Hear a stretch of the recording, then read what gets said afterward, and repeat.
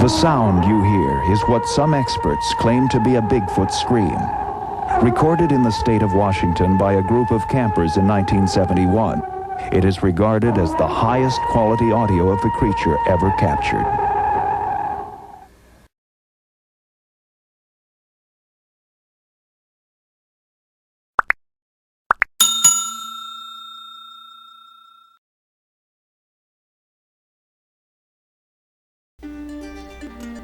Hello!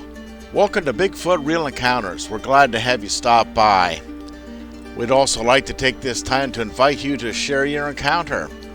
You can send your stories to the email bfrealencounters@mail.com, where we will feature your story with all of the respect that it deserves. So send your stories in, bfrealencounters@mail.com. We look forward to hearing from you and your great stories soon.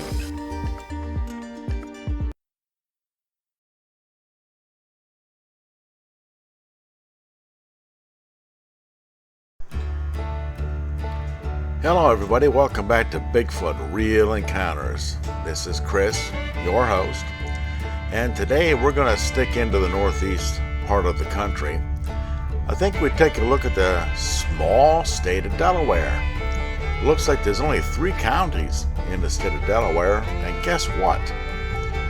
They have a couple of Bigfoot encounters. Yeah, really, they do. And we're going to take a look back in June of 2003.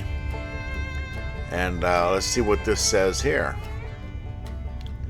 My 18-year-old son and I departed Cape Henlopen State Park on the Atlantic coast near Lewes, Delaware, at about 1:30 a.m. June 7, 2003, after a day of fishing from the park's quarter-mile-long pier.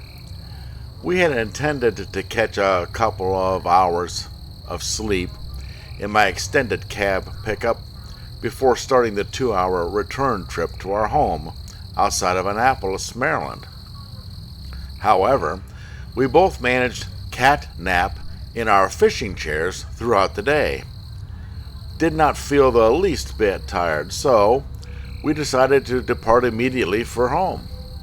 Route 404 is the most direct route from Lewes to the Chesapeake Bay Bridge and Annapolis, meandering through the Delaware and Maryland countryside, with only 2 small to middle-sized towns, Denton and Georgetown, along the route. The remainder of Route 404 is bordered by farmland, chicken and dairy production, and woodlands. I was driving, and my son was in the passenger seat. We departed the park via Route 9, headed north a short distance on Route 1, and picked up Route 404 west. There was very little traffic on this secondary road at this time of morning, so I drove with my high beams on and set the cruise control. Within a few minutes, I saw a movement along the right side of the road about 100 yards ahead and began braking. A doe stepped onto the berm of the road and crossed from right to left. I continued braking, almost to a complete stop, in case more deer followed the doe. But she apparently was alone. Another few minutes passed before we saw a car approaching from the opposite direction.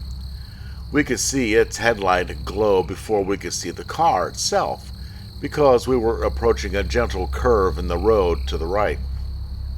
I flicked my headlights to low beam, and in a matter of a few seconds saw the silhouette of a large biped cross the road.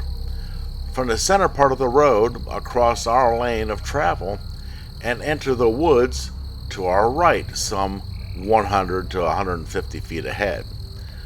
My son immediately exclaimed, "What the heck was that?" I asked him if he saw it too, and he said, "Yes, there were 2 of them." "2?" I asked, and he said, "Yes, a tall one in front and a shorter one 4 to 5 feet behind." My truck was almost slowed to a complete stop by this time, because my foot was on the brake as soon as I first spotted the creature. My son and I slowly drove by the spot where they appeared to enter the woods, but we could see nothing. The car that was approaching passed us at this point, without slowing down or stopping. I asked my son to describe what he saw. He said a large thing walking on two legs with another, shorter thing following behind. He added that the other shorter one was about chest high on the larger one. My son is near 6 feet tall, and he said the larger one was taller than him. I saw the taller one side profile as a silhouette, almost a shadow. It moved across the road quickly, in a purposeful manner. I could see no arms or arm swing. It did not turn its head to look toward us. I could discern no color or body features beyond a head, torso, and legs. There was no accompanying odor. When we passed what we believed to be the creature's entry point in the woods, my son's passenger side window was completely down and mine was partially down. A normal, moist, woodsy nighttime odor was all we noticed. Additional observation by my son in his own words: my father saw one thing cross the road, while I saw two. I use the word thing because I truly have no idea what I saw across the road that night. They were not quadrupeds. The larger one walked upright at a smoother pace, no bouncing around. It didn't seem to speed up as our truck approached. When the oncoming car drew closer to the curve in the road, I then saw the second, shorter one in the glow of the other car's headlights. This second shorter thing followed closely behind the larger thing. I could see that it wasn't standing straight up like the larger one, but was slightly leaning forward. The silhouette of both things appeared fuzzy, like a picture out of focus. My dad said he didn't see the arms moving, but I could see long arms moving back and forth on both things. The arms didn't move very much, but I could see them. I don't mean to make a joke out of what we saw, but the big thing could have looked Yao Ming, the Texas basketball player from China, eye to eye. Wow, there you go, Delaware, and these folks were very precise in their description. It does make for an easy read, I'll grant you that. Anyway, the state of Delaware, who'd have thunk it? Well, there is another story from Delaware, and we're going to get to that in a moment. But before we do, let me take time out again to encourage you to like, share, and subscribe. And when you subscribe, hit the bell notification icon down there, and you will be notified when there's another video posted.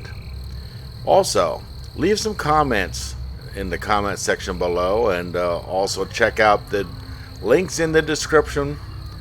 It will help out if you do any of these things, because I'm trying to get some traction with the channel going, obviously. If you enjoy the channel, let us know. We'd appreciate that. If you don't like it, well, then keep it to yourself. No, I'm kidding. You can let us know that too.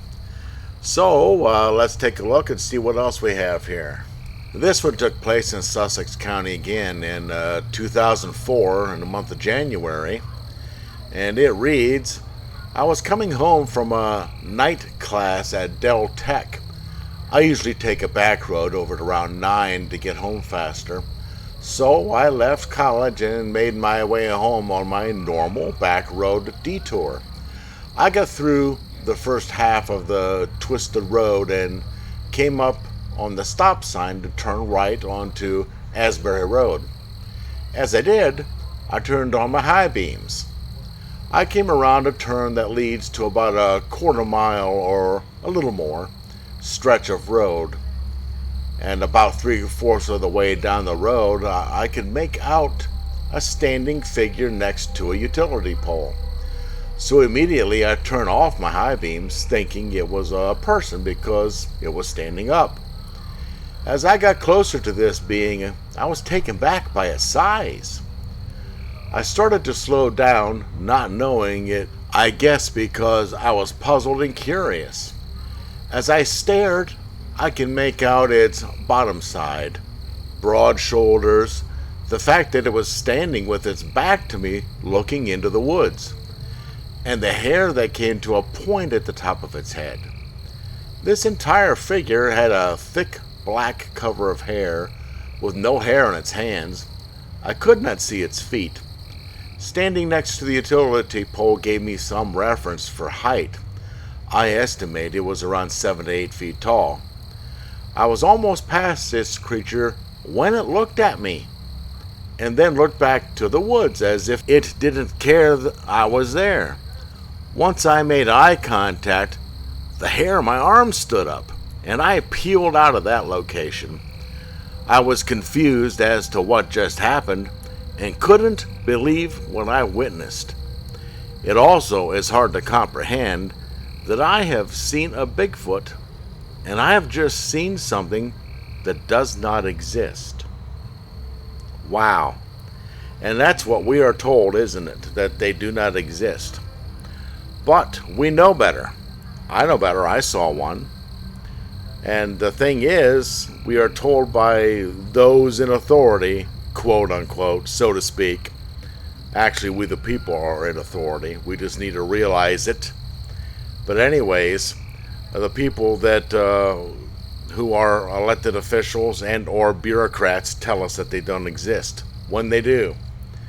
Don't know the reason, don't much care. We have so much evidence. Eyewitness evidence is the majority of it.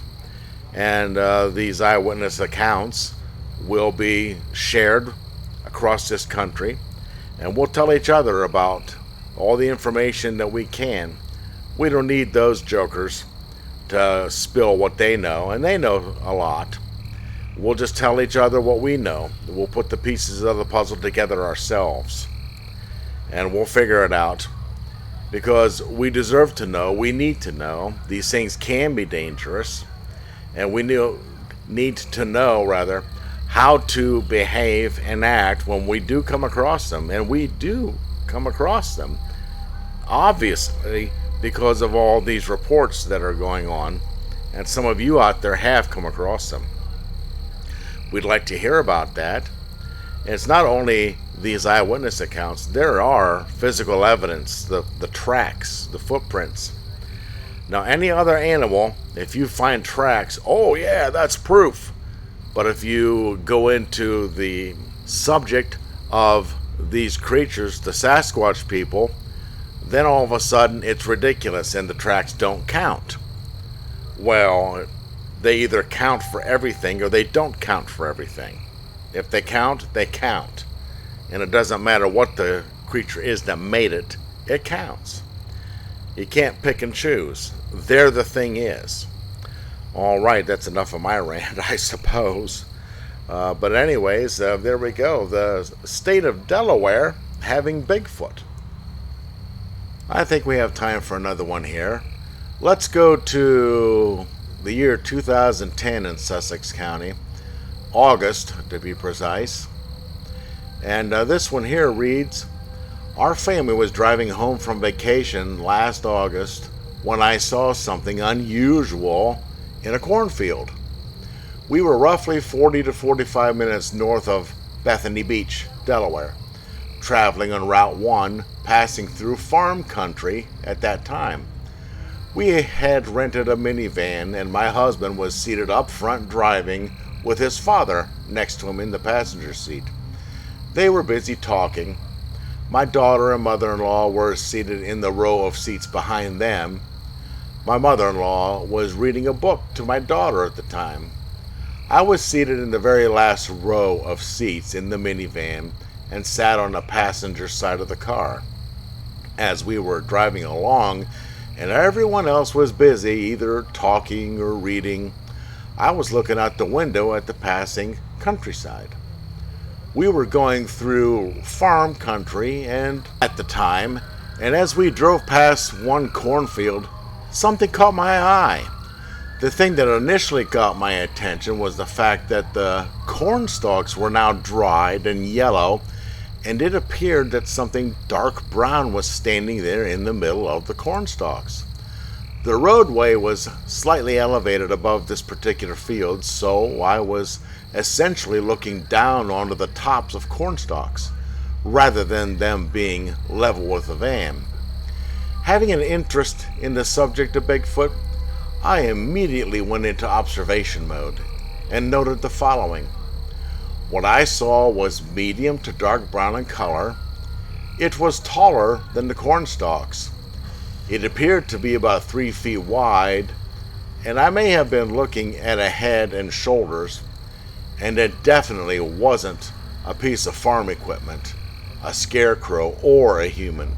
In fact, I noted that there were no humans around on the farm at the time. I was able to observe this for roughly 5 to 10 seconds as our minivan drove past this large field. The brown thing was roughly 300 feet in off the road in the cornfield by itself.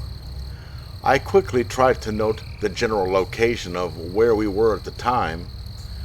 I do not live in Delaware and was not familiar with the precise location. However, not long after that, I spotted a sign for the Milton, Delaware exit off of Route 1. Now that's very interesting. Driving along, minding your own business on vacation, and look over, and there you see what perhaps was a Bigfoot in the middle of a cornfield. And who knows what he was doing there, if the corn stalks had turned yellowish brown already. Perhaps it was there stalking deer. Deer like to go into cornfields at that time when the corn is, kind of ready for them to get. And maybe the Bigfoot liked the corn too. You never know. But there we are. We got 3 stories from the state of Delaware, one of the very smallest states up in the New England. Another area of the state where we would think, Bigfoot in that area? Come on. But yeah, there you go. So, once again, like, share, subscribe, leave a comment for us. We'd appreciate it. And check out the links in the description below. We'll see you in the next one. Once again, another great story. Thanks for tuning in. Please share your encounter. Email us, bfrealencounters@mail.com. Your story is very important. We will treat it with the respect that it deserves. Also, be sure to smash the like button, share, and subscribe. Thanks once again. We look forward to hearing from you soon. Watch out for our next video. Maybe we'll feature yours. Have a great day.